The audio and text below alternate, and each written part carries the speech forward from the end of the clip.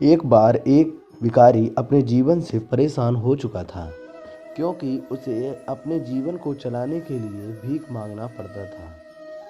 उसे हर एक चीज़ के लिए भीख मांगना पड़ता था।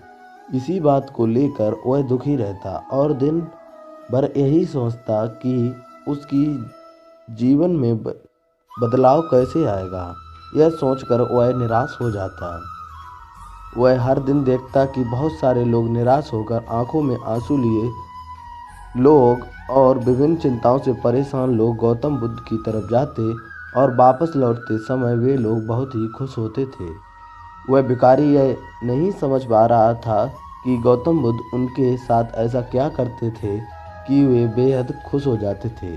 वापस लौटते हुए लोगों के हाथों में ना तो ढेर सारे पैसे होते थे, ना ही सोने चांदी की कोई चीज़। तो फिर ऐसा क्या होता था कि लोग बुद्ध के पास से लौटते वक्त इतना खुश होते थे।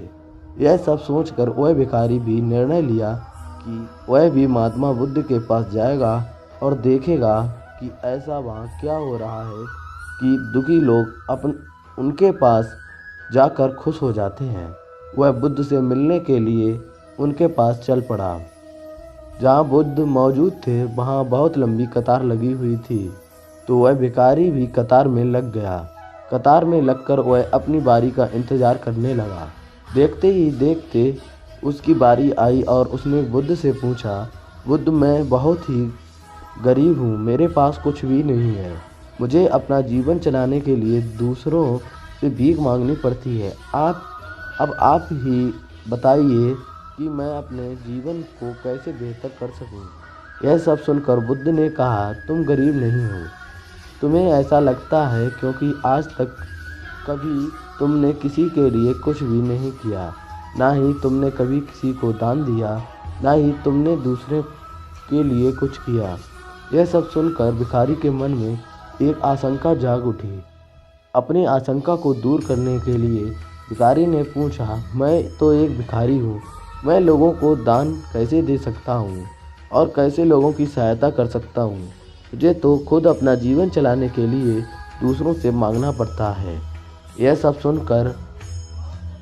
सुनने के बाद गौतम बुद्ध थोड़ी देर चुप रहे और फिर उसे बोले, तुम्हारे पास हाथ है जिससे तुम लोगों की सेवा में लगा सकते हो और दूसरों का भला कर सकते हो।